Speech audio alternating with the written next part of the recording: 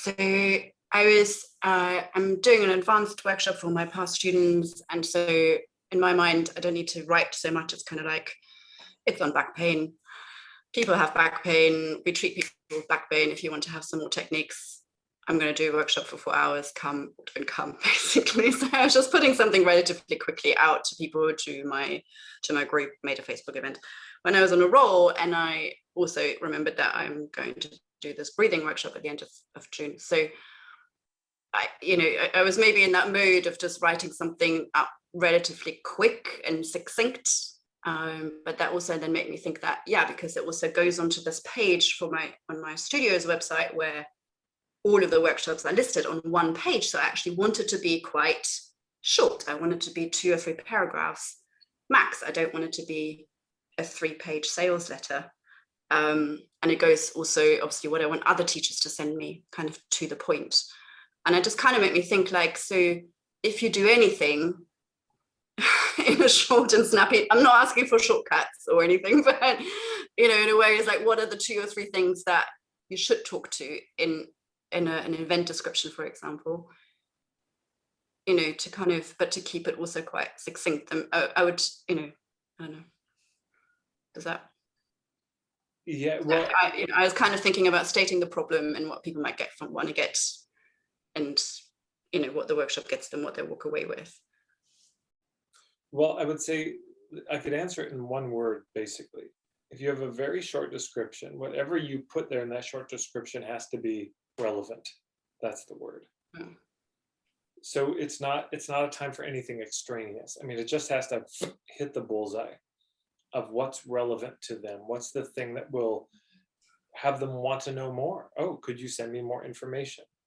Now, then the question is, what's most relevant to your people on the topic of that workshop, of everything you could say? And this is, of course, the art of marketing and digging in of all these things I could say.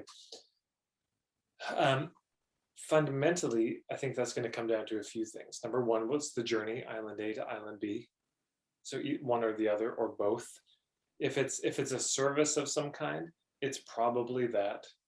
What's the problem this is solving? What's the result it offers? Second is the boat, because it might just be that they actually just, I did for free. I didn't charge because I was so interested in learning nonviolent communication classes, and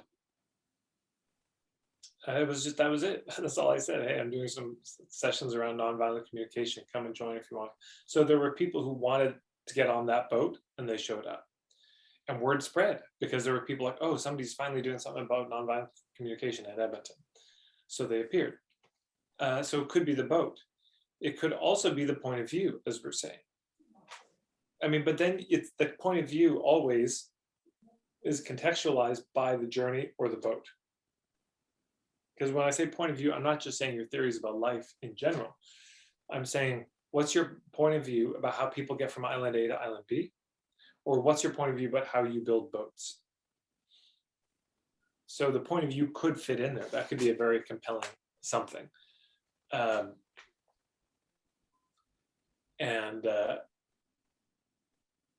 it's really one of those 3, probably. What's the journey? What's the boat? What's the point of view? Those are generically the things that need to be spoken to. And of course, I mean, there's when is it? There's the who, what, where, when, why, how. There's that. Those are the basics. And and I bring it up because it often gets missed.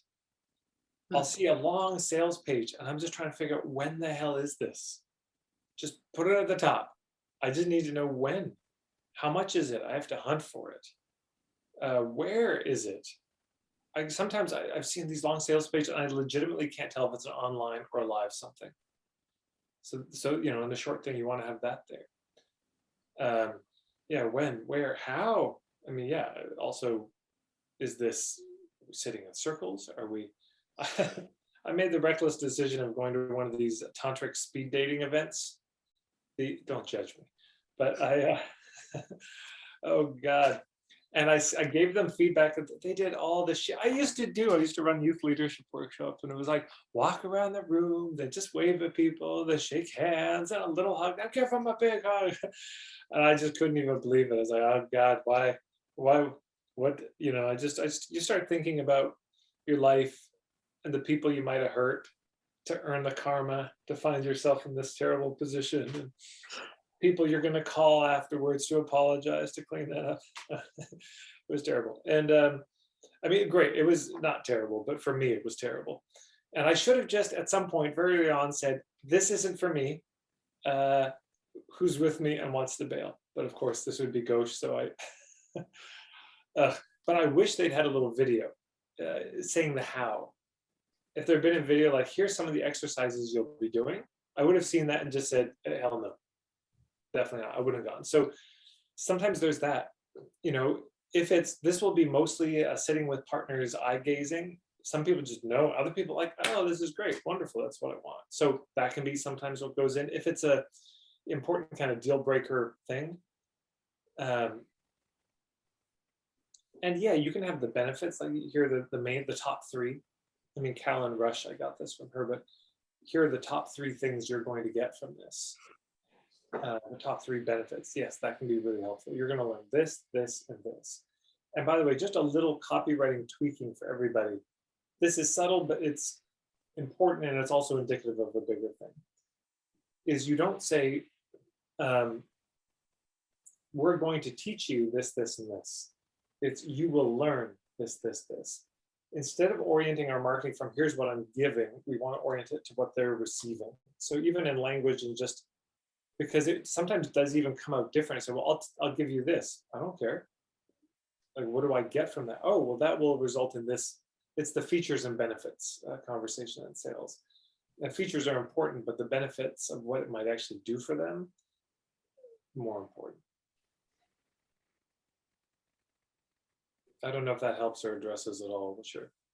Yes, and it encouraged, like, I think I did most of that, so I'm quite happy about that. And I went kind of with the point of view, I literally said, you know, and that is, you know, this is the problem, blah, blah, blah, but that is why I love working with the breath, because it is relatively simple and because everyone can do it, and da, da, da, da. And this is what you will learn and you will walk away with, blah. Great. Yeah, thank you. Yeah.